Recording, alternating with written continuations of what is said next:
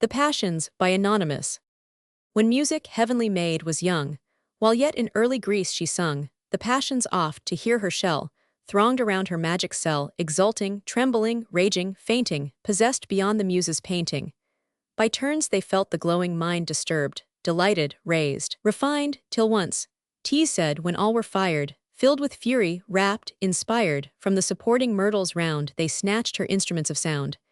And as they oft had heard apart sweet lessons of her forceful art, each, for madness ruled the hour, would prove his own expressive power. First fear his hand, its skill to try, amid the chords bewildered laid, and back recoiled, he knew not why, e'en at the sound himself had made. Next anger rushed, his eyes on fire, in lightnings owned his secret stings. In one rude clash he struck the lyre, and swept with hurried hand the strings. With woeful measures, wan despair low sullen sounds his grief beguiled. A solemn, strange, and mingled air, 'twas sad by fits, by starts 'twas wild. But thou, O hope, with eyes so fair, what was thy delighted measure? Still it whispered promised pleasure, and bade the lovely scenes at distance hail. Still would her touch the scene prolong. And from the rocks, the woods, the vale, she called on echo still through all the song. And where her sweetest theme she chose, a soft responsive voice was heard at every close. And hope, enchanted, smiled and waved her golden hair. And longer had she sung, but with a frown revenge impatient rose. He threw his blood-stained sword and thunder down, and with a withering look the war-denouncing trumpet took, and blew a blast so loud and dread, were ne'er prophetic sounds so full of woe. And ever and anon he beat the doubling drum with furious heat. And though sometimes, each dreary pause between, dejected pity at his side, her soul-subduing voice applied, yet still he kept his wild, unaltered mien, while each strained ball of sight seemed bursting from his head.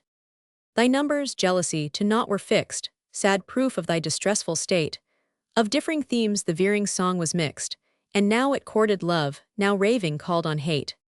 With eyes upraised, as when inspired, pale melancholy sat retired, and from her wild sequestered seat, in notes by distance made more sweet, poured through the mellow horn her pensive soul. And dashing soft from rocks around, bubbling runnels joined the sound. Through glades and glooms the mingled measure stole, or o'er some haunted stream with fond delay, round a holy calm diffusing, love of peace and lonely musing, in hollow murmurs died away. But oh, how altered was its sprightlier tone, when cheerfulness, a nymph of healthiest hue, her bow across her shoulder flung, her buskins gemmed with morning dew, blew an inspiring air that dale and thicket rung, the hunter's call to fawn and dryad known. The oak-crowned sisters and their chaste-eyed queen, satyrs and sylvan boys, were seen peeping from forth their alleys green. Brown exercise rejoiced to hear, and sport leaped up, and seized his beechen spear. Last came joy's ecstatic trial, he, with viny crown advancing, first to the lively pipe his hand addressed. But soon he saw the brisk awakening viol whose sweet entrancing voice he loved the best. They would have thought, who heard the strain, they saw in Tempe's vale her native maids, amidst festal-sounding shades, to some unwearied minstrel dancing, while, as his flying fingers kissed the strings, love framed with mirth a gay fantastic round. Loose were her tresses seen, her zone unbound. And he, amidst his frolic play, as if he would the charming air repay, shook thousand odors from his dewy wings. O music, sphere-descended maid, friend of pleasure, wisdom's aid, why, goddess, why to us denied, lay'st thou thy ancient lyre aside? As in that loved Athenian bower you learned an all-commanding power. Thy mimic soul, O nymph endeared, can well recall what then it heard. Where's thy native simple heart devote to virtue, fancy, art? Arise, as in that elder time, warm, energetic, chaste, sublime. Thy wonders in that godlike age, fill thy recording sister's page. 'Tis said, and I believe the tale, thy humblest reed could more prevail, had more of strength, diviner rage, than all which charms this laggard age, e'en all at once together found Cecilia's mingled world of sound.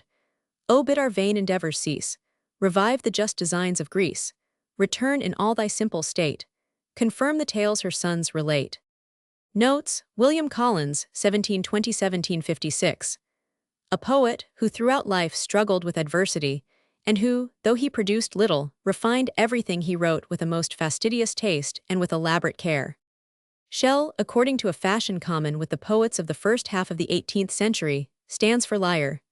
The Latin word testudo, a shell, is often so used. Possessed beyond the muse's painting, enthralled beyond what poetry can describe.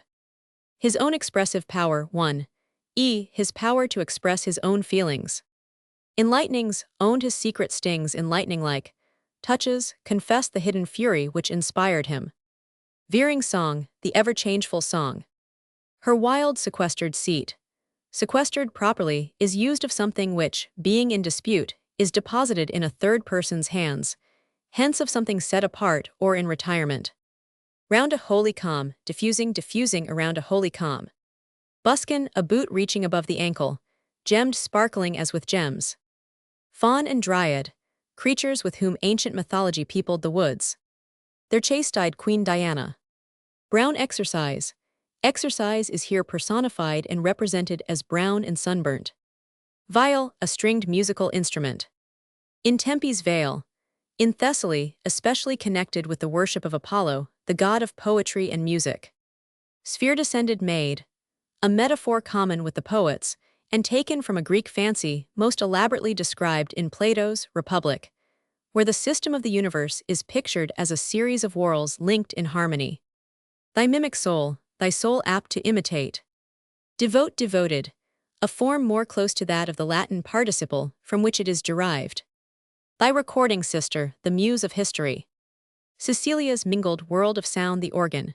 So St. Cecilia is called in Dryden's Ode, inventress of the vocal frame. The just designs the well-conceived, artistic designs.